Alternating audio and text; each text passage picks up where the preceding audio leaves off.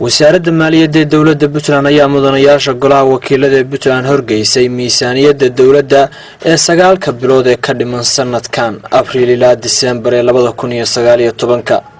wasiirka wasaaradda maaliyadda Puntland Xasan Shire Abgaal ayaa mudanayaasha ka hor akhriyay miisaaniyadda dowladda oo dhan 54,450,000 oo dollar.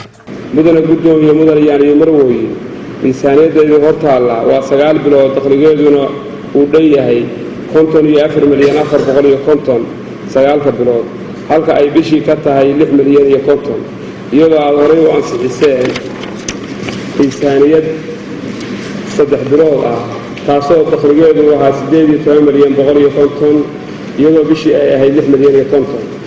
dakhliga miisaaniyadda dowladda Puntland waxaa lagu sameeyay dib u eegis dhammaan madaxyada dakhliga ee miisaaniyaddii 2018 isdhimay. madaxyada ay miisaaniyaddu iska dhintayna waxaa ka mid ahaa daabacaadii lacagtii oo horey loo joojiyey oo aan la helin, lacagtii khidmadda dekedda warjaajigii laga heli jiray oo aan iyana soo xaroon, iyo dakhliga furdooyinka oo isdhimay maadaama dhoofka xooluhu yaraaday, iyo madaxyada canshuuraha beriga oo hoos u dhacay qaarkood, iyadoo qorshaha lagu daray in la dardargeliyo guud ahaan dakhliga dowladda Puntland si kor loogu qaado dakhliga dowladda. wasaaradda maaliyaddu waxay leedahay qorshe dhow iyo kuwo dheer.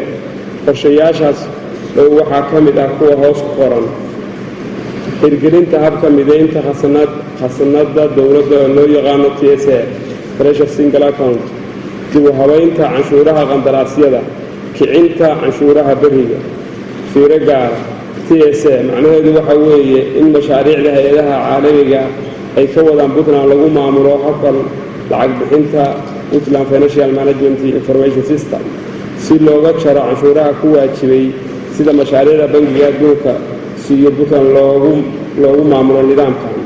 waxaa kaloo wasaaraddu diyaarisay nidaamka loo yaqaano TIN Tax Certification Number oo macnaheedu yahay in ganacsatada la siiyo lambar aqoonsi kaas oo lagu diiwaangelinayo ganacsatada oo hadda socda, local NGO-ga iyo international NGO-ga oo dhaqso la bilaabayo si loo ilaaliyo loogana helo canshuuraha waajibay.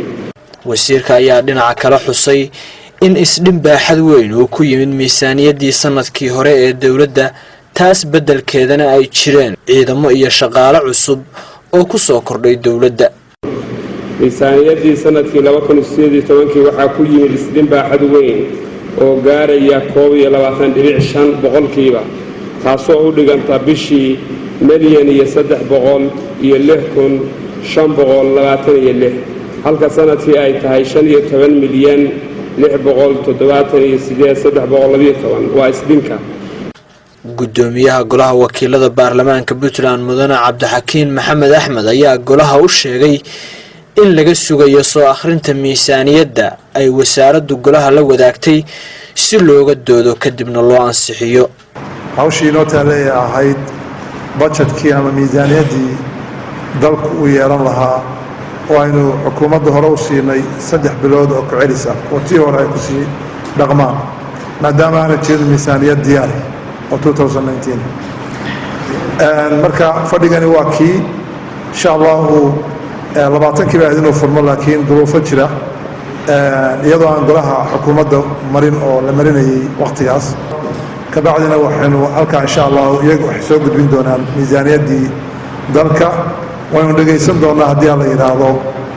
waana mahadsantihiin. miisaaniyaddan hadda la horgeeya golaha wakiilada ayaa waxaa sidoo kale ansixiyey golaha xukuumadda Puntland oo ay wasaaraddu horgeysay shirkii xukuumadda ee khamiislaha ahaa. Jacfar Macalin Maxamed, warbaahinta dowladda Puntland, Garow.